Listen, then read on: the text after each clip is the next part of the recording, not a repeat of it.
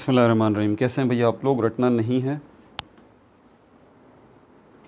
समझना है। Syntax book board first year chemistry chapter number 4 states of matter gas का part 12 करने जा रहे हैं। पार्ट 12 करने जा रहे हैं। कॉपी पेंसिल ले लीजिए, लेक्चर को नोट करना है और मुस्कुराते रहना है। कमेंट्स आते हैं बड़े अच्छे अच्छे, पढ़ता रहता हूँ, टाइम मिलता है तो जवाब भी देता हूँ। एक बड़ा अच्छा कमेंट अभी मिला है, उन्होंने कहा है कि सर आप एग्ज़ाम के बाद भी जो ना वीडियोस बनानी बंद मत कीजिएगा इस चैप्टर को लेके, क्योंकि हमें एंट्री टेस्ट की भी तो तैयारी करनी है, सिर्फ एग्ज़ाम ही थोड़ी देना है। क्या कहा उन्होंने कि सर हमें एंट्री टेस्ट की भी तो तैयारी करनी है, सिर्फ एग्ज़ाम ही थोड़ी कोई देना है। तो आप प्लीज़ ये वीडियोस कंटिन्यू रखिएगा ताकि हम देखते रहें साथ साथ।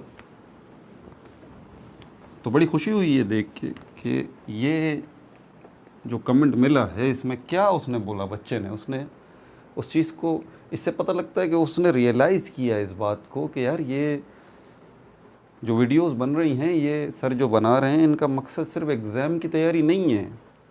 ना ना ना, अगर एग्ज़ाम की तैयारी करवानी होती तो भाई एग्ज़ाम के लिए तो ट्यूशन सेंटर, कोचिंग सेंटर भरे पड़े, आप जाएं, एग्ज़ाम की तैयारी हो जाएगी, बड़े अच्छे नंबर आ जाएंगे। आप रट्टे मारें, कॉपियाँ भरें, हो गई तैयारी, टेंशन ख़त्म। ये हमें सिखा रहे हैं। इस कमेंट से मुझे खुशी हुई, जो बच्चा क्या मुझे बोल रहा है कि सर हम सीख रहे हैं, कॉन्सेप्ट्स गेन कर रहे हैं, क्योंकि एग्ज़ाम और एंट्री टेस्ट ये दो अलग चीज़ें हैं। ठीक है, बहरहाल थैंक यू। इंशाल्लाह पूरी कोशिश रहेगी भाई कि इसको कंटिन्यू रखें, और इंशाल्लाह कंटिन्यू रखेंगे। ये बुक जो है वो वाले एग्ज़ाम भी हो जाए, मुझे एग्ज़ाम वगैरह का तो ध्यान होता नहीं है। Fourth state of matter plasma, fourth state of matter. आपने 3 स्टेट्स जो हैं बचपन से सुनते हुए आ रहे हैं, सॉलिड, लिक्विड, गैस। ये फोर्थ स्टेट है जिसको हम प्लाज्मा कहते हैं।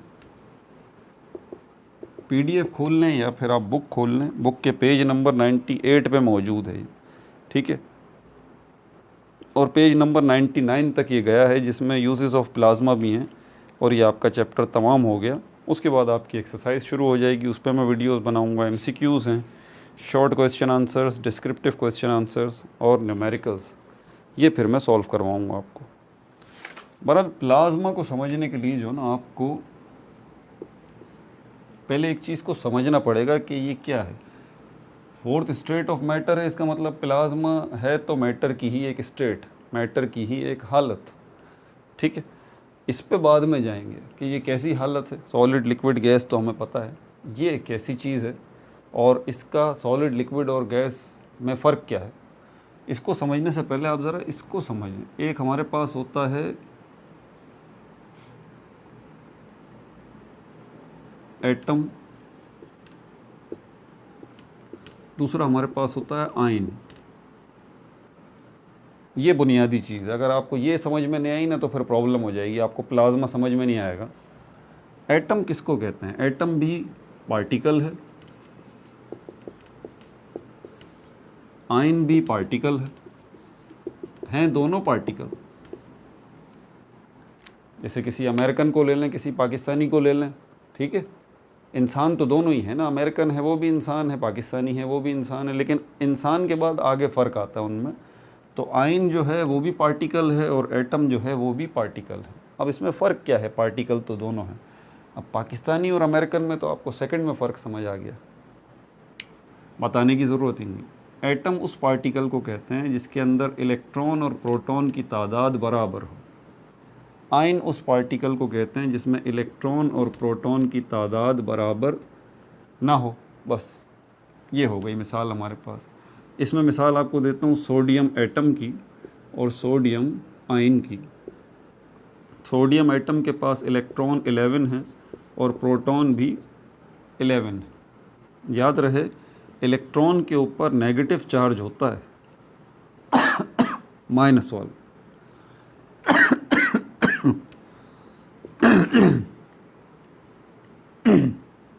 और प्रोटॉन के ऊपर पॉजिटिव चार्ज होता है, यानी कि प्लस वाला। समझ में आ रही है बात आपको? सोडियम का आयन जो है डेफिनेटली ये भी पार्टिकल है, ये भी पार्टिकल है। ये सोडियम का आयन क्यों कह रहे हैं इसको? क्योंकि ये सोडियम एटम से मिलके बना है, और ये सोडियम का आयन सोडियम के एटम से जब ही मिलके बना होगा जब इलेक्ट्रॉन और प्रोटॉन की तादाद बराबर ना रही हुई होगी, फ़र्क आ गया होगा। या तो 11 इलेक्ट्रॉन हैं 11 प्रोटॉन हैं, या तो प्रोटॉन 12 हो गए इलेक्ट्रॉन से ज़्यादा, या इलेक्ट्रॉन 12 हो गए प्रोटॉन से ज़्यादा। ठीक है ना, फ़र्क लेके आना है ना। या प्रोटॉन 10 हो गए इलेक्ट्रॉन 11 हो गए, किसी भी तरह से ये तादाद बराबर न रही तो अब ये एटम नहीं कहलाएगा, अब ये आयन कहलाएगा। इसके पास इलेक्ट्रॉन कितने हैं? 10 हैं, और प्रोटॉन कितने हैं? 11 हैं। ये प्लस का साइन जो आपको नज़र आ रहा है ना, प्लस नहीं है, +1 है, ये +1 है। और आपको ये +1 यही बता रहा है कि इस आयन में, तो सोडियम का आयन है, इस आयन के अंदर अब इलेक्ट्रॉन ज़्यादा हैं या प्रोटॉन ज़्यादा हैं, ये साइन बताएगा आपको। क्योंकि प्रोटॉन पे पॉजिटिव चार्ज होता है तो +1 से समझ जाइए कि इसके प्लस से समझ जाइए कि इस सोडियम के आयन के पास प्रोटॉन ज़्यादा हैं, और 1 से समझ जाइए कि कितने ज़्यादा हैं इस सोडियम के एटम के मुकाबले में। समझ आ गई बात आपको? तो +1 का मतलब ये है कि अब इलेक्ट्रॉन जो सोडियम आयन के पास हैं उनसे एक प्रोटॉन जो है वो ज़्यादा है। क्यों ज़्यादा हो गया? इसके लिए यहाँ आ जाइए, सोडियम के एटम ने अपना एक इलेक्ट्रॉन लॉस कर दिया, दे दिया किसी को। समझ में आ रही है बात? तो ये एटम और ये आयन, इसको ज़रा आप समझ लीजिए। ठीक हो गया? अब ये जो इलेक्ट्रॉन यहाँ से निकला है वो कहाँ गया? इसको मैं अलग लिख देता हूँ, ये रहा वो इलेक्ट्रॉन। ठीक है ना भाई? अलग निकल के होगा तो उसी चीज़ के अंदर ना। मिसाल के तौर पर अगर ये एक बीकर है, ठीक है, इसमें सोडियम के एटम बहुत सारे पड़े हुए हैं, बहुत सारे सोडियम के एटम पड़े हुए हैं, और इनमें से कुछ सोडियम के एटम्स के पास से एक एक इलेक्ट्रॉन निकल जाता है, तो वो कहाँ जाएगा? रहेगा तो इसी कंटेनर में रहेगा ना, इसी बीकर में रहेंगे वो इलेक्ट्रॉन। कहाँ जाएंगे? ये रहे इलेक्ट्रॉन ये रहे। अब इस बीकर में क्या मौजूद है? अब इस बीकर के अंदर आयंस मौजूद हैं और इलेक्ट्रॉन्स मौजूद हैं। लेकिन हो सकता है कुछ सोडियम के एटम जो हैं अभी आयन न बने हों, तो कुछ सोडियम के एटम भी रख लेते हैं, कुछ सोडियम के एटम भी रख लेते हैं। तो अब इस कंटेनर के अंदर जो चीज़ आपको नज़र आ रही है ना, वो आपको नज़र आ रहा है मिक्सचर। क्या नज़र आ रहा है आपको? मिक्सचर। यानी कि एक ऐसा मिक्सचर यहाँ पर बन गया है जिसके अंदर एटम भी मौजूद हैं, जिसमें आयंस भी मौजूद हैं, जिसमें इलेक्ट्रॉन्स भी मौजूद हैं। बात समझ आ रही है आपको? ऐसे ही मिक्सचर को जिसमें एटम्स मौजूद हों, आयंस मौजूद हों, इलेक्ट्रॉन्स मौजूद हों, ऐसे ही मिक्सचर को हम प्लाज्मा कहते हैं। ऐसे ही मिक्सचर को हम प्लाज्मा कहते हैं। कोई परेशानी? वेरी सिंपल, है तो बहुत आसान है। लेकिन हमारी ज़मीन के ऊपर ये प्लाज्मा आपको बहुत कम दिखने में आता है। आपके इर्द गिर्द बिखरी हुई जितनी चीज़ें हैं ना, उनमें ज़्यादातर सॉलिड हैं, लिक्विड हैं या गैस है। ठीक है? तो प्लाज्मा आपको बहुत कम नज़र आता है। प्लाज्मा जिन जिन जगहों पर आपको महसूस होता है, जहाँ पर प्लाज्मा को डिटेक्ट किया गया है अर्थ पे, वो सारी तफसीलात मैं आपको बता दूंगा, या लिखी हुई भी हैं। वो थियोरिटिकल बातें हैं, लेकिन मैं आपको बताऊंगा कि ये कहाँ कहाँ हमारी अर्थ पे भी प्लाज्मा किन किन जगहों पर मौजूद है। वरना प्लाज्मा जो है ये फोर्थ स्टेट ऑफ मैटर, ये आपको स्टार्स में मिलेगा, सूरज में मिलेगा, नेबुलाज में मिलेगा। ठीक है? यानी कि जितनी सेलेस्टियल बॉडीज़ हैं, अजराम फल्की हैं। अजराम चीज़ों को कहते हैं, फल्की फलक से निकला है, इसका मतलब आसमान। आसमान पर मौजूद चीज़ें जो भी हैं, चाँद, सूरज, सितारे, सैयारे, ठीक है, मेटेरियोरॉइड्स, शहाब साकिब, शहाबिये, पत्थर, मट्टी, ये सब कलेक्टिवली जो है इसको हम कहते हैं सेलेस्टियल बॉडीज़, अजराम फल की सेलेस्टियल बॉडीज़। तो जितनी सेलेस्टियल बॉडीज़ हैं वहाँ पर आपको प्लाज्मा बहुत मिलेगा, ठीक है। ज़मीन पर जो है हमारे कुछ एरियाज़ ऐसे हैं जहाँ पर आपको प्लाज्मा मिलता है। तो प्लाज्मा क्लियर हो गया। प्लाज्मा क्या है? मिक्सचर है। किस चीज़ का मिक्सचर है? एटम्स का, आयंस का और इलेक्ट्रॉन्स का, ठीक है। एक चीज़ का और इजाफा कर लें इसके अंदर, मॉलिक्यूल्स का भी। मॉलिक्यूल्स का भी। मॉलिक्यूल क्या होता है? ये भी पार्टिकल की एक टाइप है। कोई आपसे पूछता है एटम क्या है? पार्टिकल है भाई। आयन क्या है? पार्टिकल है। इलेक्ट्रॉन क्या है? पार्टिकल है।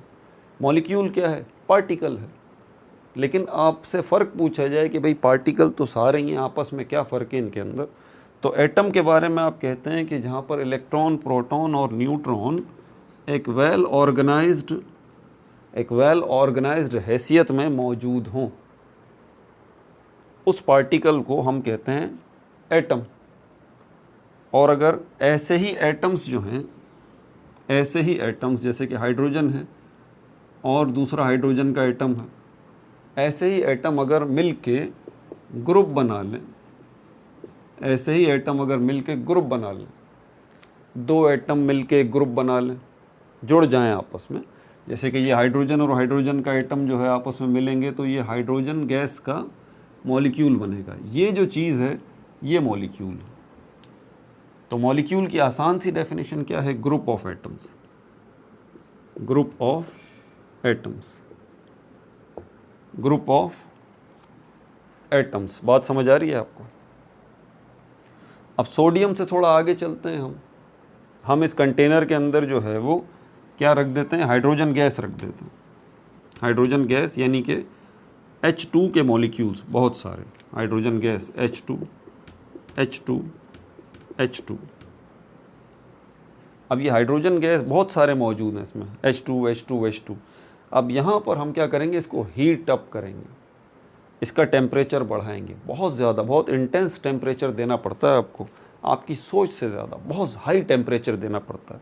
तो इस हाइड्रोजन गैस को जब हम बहुत ज़्यादा हाई टेम्परेचर देंगे ना, तो फिर ये जो ये क्या है? H2 H2 H2, ये क्या है सब? ये मॉलिक्यूल हैं। ये मॉलिक्यूल्स एटम्स में टूट जाएंगे, ठीक है।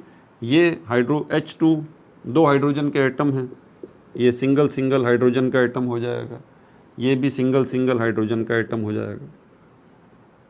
अब ज़रा इसकी H2 वाली हैसियत को आपने समझना है। H2 वाली हैसियत को आपने समझना है। ये इसके अंदर दो हाइड्रोजन के एटम, एक हाइड्रोजन के एटम के पास एक इलेक्ट्रॉन है, एक प्रोटॉन है, न्यूट्रॉन कोई नहीं होता। दूसरे हाइड्रोजन के एटम के पास भी एक इलेक्ट्रॉन है, एक प्रोटॉन है, इसके पास भी न्यूट्रॉन कोई नहीं है। तो ये दो हाइड्रोजन एटम्स की अलग अलग हैसियत मैंने आपको बता दी। और जब ये हाइड्रोजन के एटम मिलेंगे आपस में, ये बनाएंगे H2, तो H2 के अंदर इलेक्ट्रॉन टोटल कितने हो जाएंगे? टोटल कितने हो जाएंगे? 2। और प्रोटॉन टोटल कितने हो जाएंगे? 2। और न्यूट्रॉन एक भी नहीं होगा। तो अगर आप इसको भी देखें ना, ये H2 जो है, और इसको देखें ना H को, तो एक बात तो तय है कि ये H जो है वो क्या है? एटम। ये H2 क्या है? मॉलिक्यूल। लेकिन इन दोनों में से आयन कोई भी नहीं है, ये बात तय है। ये हाइड्रोजन का एटम है, ये आयन नहीं है। क्यों? इलेक्ट्रॉन प्रोटॉन बराबर हैं। ये हाइड्रोजन का एटम है, आयन नहीं है, इलेक्ट्रॉन प्रोटॉन बराबर हैं। ये हाइड्रोजन का मॉलिक्यूल है, आयन नहीं है, इलेक्ट्रॉन प्रोटॉन बराबर है। तो ये भी आयन नहीं है, ये भी आयन नहीं है। अब यहाँ पे चलते हैं। तो ये साबित हुआ कि हाइड्रोजन गैस के मॉलिक्यूल जब हाइड्रोजन के एटम्स में टूट गए, अब भी वो आयन नहीं बने। तो आप इस कंटेनर के अंदर कह सकते हैं कि इस कंटेनर के अंदर जो मिक्सचर है वो मॉलिक्यूल्स और एटम्स का मिक्सचर है। मॉलिक्यूल्स और एटम्स का मिक्सचर है। अब हम इसको बहुत ज़्यादा हीट देते हैं। हीट तो हम दे ही रहे हैं ना, हीट मुसलसल दी जा रही है।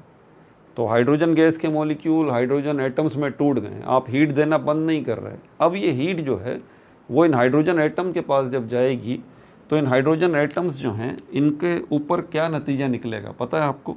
इलेक्ट्रॉन्स जो हैं वो निकलना शुरू हो जाएंगे और इनकी नई हैसियत कुछ यूँ बनेगी। इलेक्ट्रॉन्स जब निकलना शुरू हो जाएंगे तो इनकी नई हैसियत यूँ बनेगी। ये क्यों?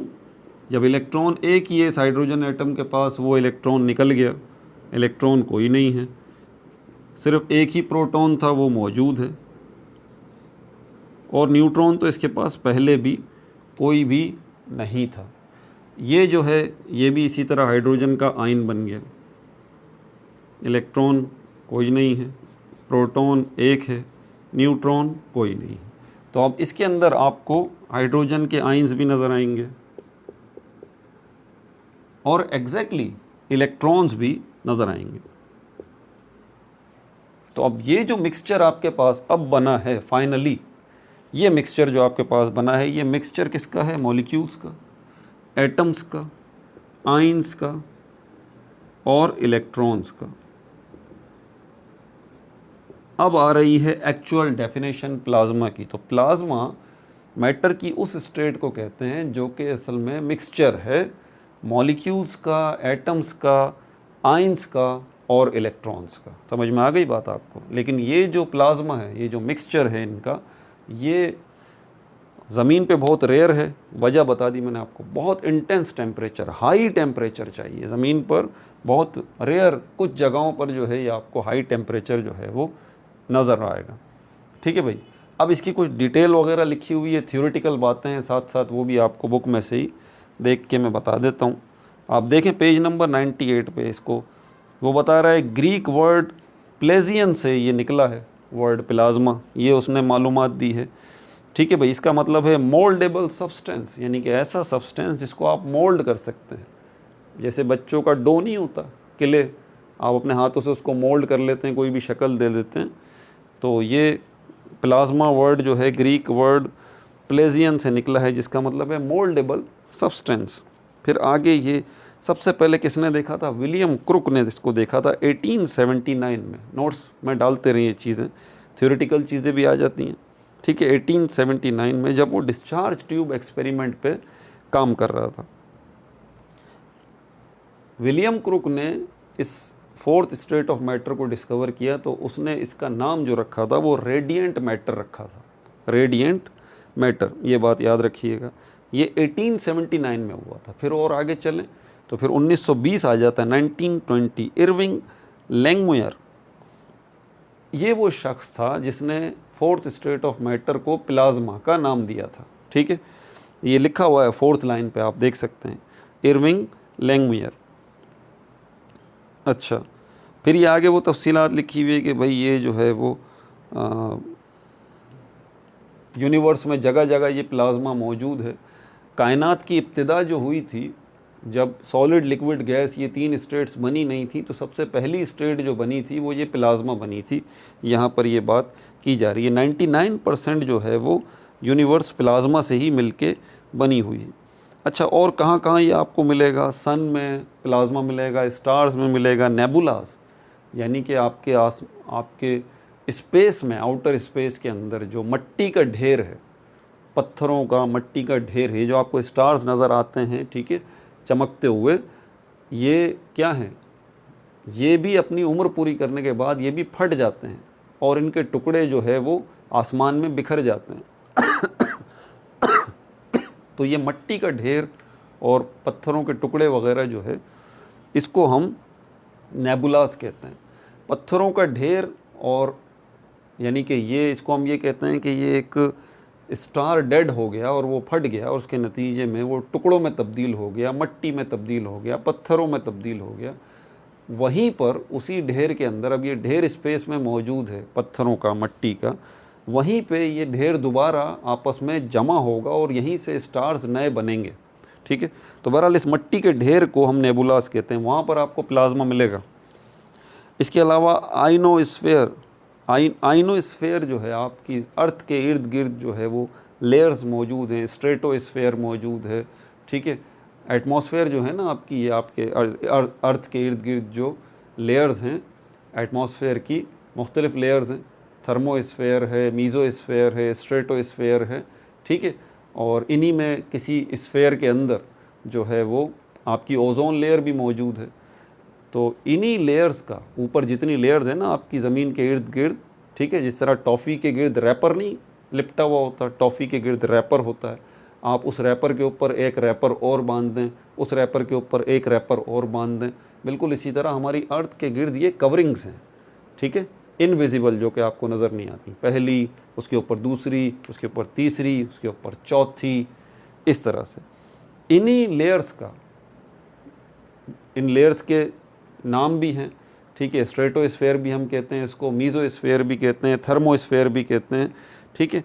इन्हीं लेयर्स का कुछ हिस्सा जो है वो आयनाइज हो जाता है, आइंस में कन्वर्ट हो जाता है, ठीक है, उस हिस्से को आइनोस्फेयर कहते हैं। और वहाँ पर ये प्लाज्मा जो है वो मौजूद है। हमारी अर्थ में कहाँ कहाँ मौजूद है, इसने बताया कि लाइटनिंग बोल्ट्स जो हैं, आसमानी बिजली जो चमकती है, ठीक है, उसमें प्लाज्मा जो है आपको नज़र आता है, ठीक है। वेल्डिंग आर्क, ये जो आप वेल्डिंग करते हैं उसका शोला जो आपको नज़र आता है, उसमें प्लाज्मा मौजूद होता है। आरोराज, जिसको उर्दू में शफ़क़ कहते हैं, कभी आपने देखा हो शाम के वक्त जो है आसमान लाल हो जाता है। यहाँ तो आपको सिर्फ लाल ही नज़र आता है, अगर आप नॉर्दर्न, हमारी अर्थ के नॉर्थ पे जाएं, ठीक है, जहाँ पर आर्कटिक है, साउथ में जाएं तो एंटार्कटिक है, आर्कटिक, एंटार्कटिक, एंटार्कटिका का तो आपने नाम सुना होगा ना। यहाँ पर हमारी अर्थ का जो नॉर्थ पोर्शन है, यहाँ पर बहुत ज़्यादा आसमान पर आपको ब्रिलियंट कलर्स नज़र आते हैं शाम के time, blue colours, green colours, इनको कलेक्टिवली आरोरास कहा जाता है। तो ये जब हमारी अर्थ पे, आसमान पे ये कलर्स बनते हैं ना, कभी कभी ज़मीन पे आप ख़ुद भी देखते होंगे, आसमान शाम के टाइम रेड कलर का हो जाता है, ब्लू कलर का हो जाता है, मुख्तलिफ़ कलर्स जो आपको आसमान पे नज़र आते हैं, इनको आरोरास कहा जाता है। यहाँ पर आपको नज़र आएगा ये प्लाज्मा, ठीक है भाई। और क्या क्या इसमें ख़ास बातें लिखी हुई हैं, बस और बातें मैं तकरीबन आपको बता ही चुका हूँ। हाँ, कुछ क्योंकि डिस्चार्ज ट्यूब एक्सपेरिमेंट की बात हो रही है, तो discharge tube experiment, discharge tubes की बात हो रही है, तो डिस्चार्ज ट्यूब्स के अंदर गैस जो है उसको रखा जाता है, शीशे की बनी हुई होती है, और इसके दोनों हिस्सों से इलेक्ट्रिक करंट जो है वो पास किया जाता है। तो गैस इस तरह से हीटअप होती है, और उसके नतीजे में इस गैस के अंदर जो एटम्स होते हैं और उनमें जो इलेक्ट्रॉन्स होते हैं वो excited state, D excited state में आना जाना शुरू करते हैं। उसके नतीजे में फोटॉन्स रिलीज़ होते हैं मुख्तलिफ़ कलर्स के, जिसको उर्फ़ आम में हम कहते हैं भाई ये लाइट निकल रही है इसके अंदर से। तो ये भी क्या है, ये कब मुमकिन होता है, तभी मुमकिन होता है जब अंदर मौजूद गैस जो है प्लाज्मा की शक्ल इख्तियार कर लेती है। तभी तो विलियम क्रुक ने उसको देखा था। तो उस गैस का कलर भी चेंज होता है। ऑक्सीजन गैस का कोई कलर नहीं होता, लेकिन जब आप ऑक्सीजन गैस को बहुत ज़्यादा हीटअप करेंगे, उसको प्लाज्मा में कन्वर्ट करेंगे, तो उस ऑक्सीजन गैस का रेड कलर हो जाएगा, ठीक है। और हाइड्रोजन गैस जो है वो भी कलरलेस होती है, लेकिन उसका कलर ग्रीन हो जाएगा। इसी तरह नाइट्रोजन गैस वो भी कलरलेस होती है, उसका कलर पर्पल हो जाएगा। जब बहुत ज़्यादा आप इस गैस को हीटअप करेंगे तो ये आयनाइज हो जाएगी, यानी कि ये गैस प्लाज्मा में कन्वर्ट हो जाएगी।